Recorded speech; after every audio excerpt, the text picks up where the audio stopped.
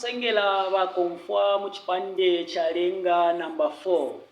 Lelo tulipesa mbilo ilya youth ministry, the youth ministry in church. Omutwe twabulapo twenda n'omutwe mu kibemba usoso kwebati imisepela mu Cilonganino nangu musepela mu Cilonganino emutwe otwabulapo twalisambirako introduction chipandwa kyakubalirapo ne chipandwa kya number 2 ikyaleresha pamisepela ne chipanda kya number 3. lelo tulipa chipandwa kya number 4 echipandwa tulipo mwisambio lyesero twa Emilia Youth Ministry. Na message twalainda nayo ili under the youth ministry in church ile soso kwebati youth groups in church utubungwe twa misepela mu Cilonganino. Na lesho kulondoleshu ili akabungwe mo lyalola akabungwe kantu kapangwa ukwambira pabantu nalimu abali babiri ukuyapa mulu nishibambo kupanga akabungwe kabiri abakwete ekimonwa kimo kine n'amatontonkanyo ya moyene nefipanga no fimo fine ifya kuchita chivu nalimu ekintu kimopo eko twingeta ati akabungwe kanshira mu Cilonganino mwine emotwakwata emotulongana mwali botubungwe utwa misepela ku Cilonganino fimbi kwa botubungwe twabana mayo kwa botubungwe twaba Sunday school abana abanono kwa botubungwe twaba bashitata kwa banotubungwe utwaba kemba mwaba mu Cilonganino utubungwe twalekana lekana no baba ushiku bwa lero ishire landa paka bungwe kaba kemba awe ishire landa paka bungwe kaba kalamba awe ndelanda paka bungwe kamisepela nangutu bungwe twa misepela mu Cilonganino. Youth groups in church efintu ifyo twalaisho kusambilisha nyapo pa bushiku bwa lero nomba youth group mu church finshi iringiri yokuba nangu ni musango nshifiri okwendela pakuti taikweteko tunkofyo tumo nalimo nama church leaders nalimo nama members nalimo na abantu bakunse nalimo nama politician ushe youth group iringiri okwenda mu musango nshi efintu fimwe fyo twalasambira pa bushiku bwa lero kubalira po ndefu atubelenge ilebo iyo twalafumya po fyonse fi epoli fyala shintirira ifyo twala sosa ile mbulire fuma muri Proverbs chapter 22 verse 6. Proverbs chapter 22 verse 6 amapinda chapter 22 verse 6 emwalafuma amalembo twalaberenga katuberenge amapinda chapter 22 verse 6 pale soso kwebati train a child in the way he should go, and when he is old, he will not turn from it. Nalapituka mona kambi amapinda nangu Proverbs chapter 22 verse 6. Train a child in the way he should go, and when he is old, he will not turn from it. Atikansho mwana ili wachiri umunono ngakula ekafuma munshira isho akanshishiwemo ekafumamo atisambirishe ni umwana ili wachiri umunono ngama musambirisha ekafumamo kanshi mwisambiro yesu ili tukwete ili ya youth groups in church ichakubalira po ndefu andondole paka bungwe ka youth group mu church ili yonse iya kwataka bungwe ka youth group ichakubalira po chakuishiba pamonge misepela mwe bali ntungulushi muri kali akabungwe icha number 1 chakuishiba kwe bati you are under the leadership of the church.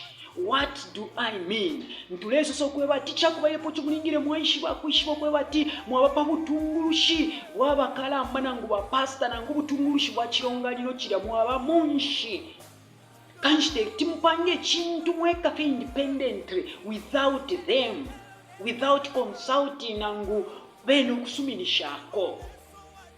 Even though pala kwata kulimo ma youth group pala bokushenkanako bamo ama church elders bamo ma pastors, they are just against with the ideas of youths.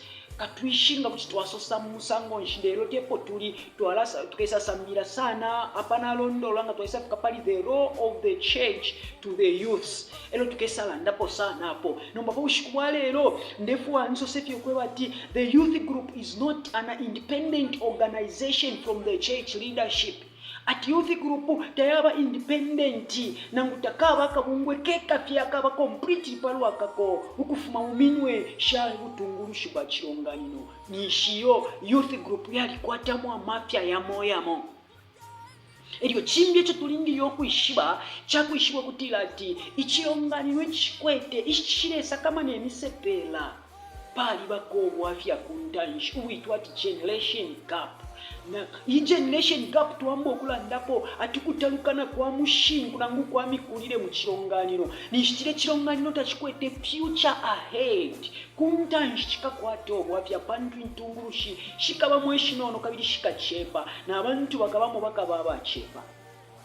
Kanshi mwilaba kutira ti sapmiro tulipo kwa bushikuwa lero tulelanda pali youth groups in church. Twachirengere mwera chilanda tikanshu mwanendo achiriyo munono kanshi twasango kweba ati epo ifo tulibana ama youth groups mu church tulibana twaba under the leadership of elders. They have responsibility iya kutukansha ifyo tukesasambira sana mwisambiriwe lile kongapo. Kanshi epo ifo tulibana natukwata abafyasha batutangirira apa tuli under leadership yabo aba abantu. Kanshi chikomo chakubalira po point yangu ishiwa yakutira ati nga mulikwetna mkwata youth group pa church ichabalira po chakuishiwa ati the youth group is not an independent organization from the church leadership. Takali akabungwe akaimani nafike kampu kali under the leadership of the church elders or the pastors. Eryo chimbi chakuisa ishiwa chakutira ati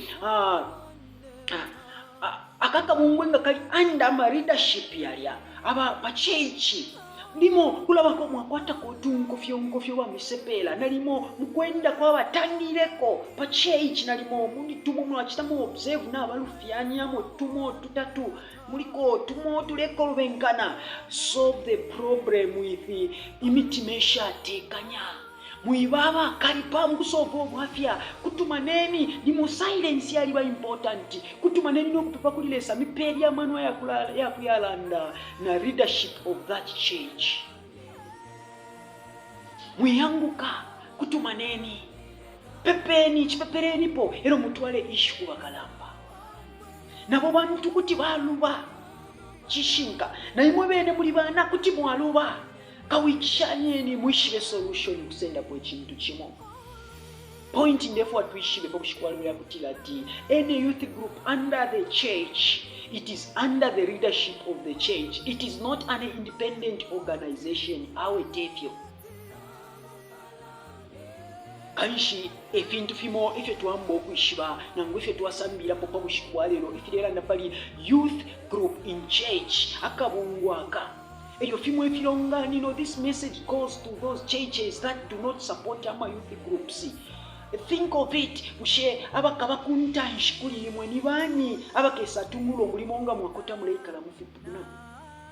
Kwali benshita yakutuma. Umuntu eyo akula omuntu fimo afirwa kwambo kula ichitira palwagwe afika panshita yakutuma fye kampanda chitecho kampanda kashimikirioko kampanda chitefyo nombe yenshitanga tatule tungirire misepela mu youth groups mu church tukatuma bani ushayitukesa ituma fye nishina tukota awe ameni kuteyanye misepela mu youth groups bali mbuleni ninchito yenu kulingana n'ebyo tubelengere muri Proverbs chapter 22 verse 6 ati ninchito yenu yakukanisha abana abanono nga mwamureke chiwo mu youth group muitoba mupase awe nga mwapasa nishinomba mwabatumikisha okuya mukuchita ifyalekana ko mwabapashire ko mwabatambya beteni pamupene babe chimo basambilisheni bakuleni. Sometimes we blame our youth. Sometimes our youth blame abatangireko. Nombeyo pamoneka impact tubomfye ukawira umuladu kubomfye chipingwe chakwalesa. Shiri musepela fye ati nde support omusepela. Nali mushiri mukalamba fye pantu nde support abakalamba. What we are learning is a doctrine of Christ. Tulesambira ufundisho kwa Kristo. Uline chiru wasumine Ifyo fine muwikishanya mwambio kwenda pantanshi. Kanshi efye tuwasamira pa ushikuwalelo wa munine fofwe wali Imisepela mu church ilo tuwapanga tuwakwata good idea tuisende tuichita submit kutebo ya wali kuntansha wakalambana ngwama pastors to say we have this idea, go through it, if it is well bring it back so that we work on it.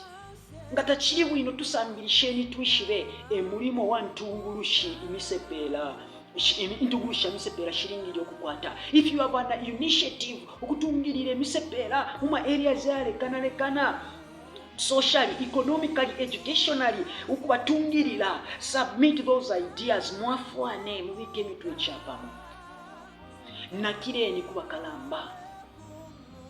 Ichipingo chakanya ukukwata emitima eshasama okukalipira bakalamba ukana konka procedure kuti balufyanya lero ishibeni ifya kubasenda na imwe bakalamba abana kuti balufyanya ishibeni ifya kubakalipira pawushikwa lero twachalolesha pakapandwa vyakanono akachira society youth groups in church conduct balingiri okukwata ba youth group ya Imisepela conduct balingiri okukwata mu church twasambira ati number 1 baba under the leadership of the church, meaning tababa an independent organization from the church leadership. Number 2 twasambira ati if they have some conflict between the church leadership and the youth group, they should sort it in a peaceful manner. Ukwabula ifyongo ebyo twasambira pawushiko bwa lero kanshi isambiro lireko ngapo tukesasambirira nomba the role of the church to the youths, umulimo wa church n'abakalamba nangu the role of the leadership and the church to the youths, nomba ni vice versa. If you balingire abakalamba n'amapastors kutanga tebumba lya Imisepela lipalichira chifulo tukesasambirira po kuntanshi elyo n'omulimo wa youth group wabela pa Cilonganino tukesasambirira po. Namutotela nine muntu wenu Michael Chisheta emashina yandi pakushikuwa lero twaperera papene kwa chata subscribe.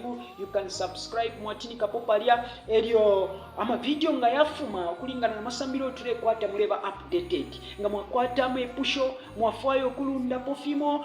You can just inbox me, you are very free. Namutotela lesa mupale mwe Imisepela monte muntu mwasalanganina. Amen.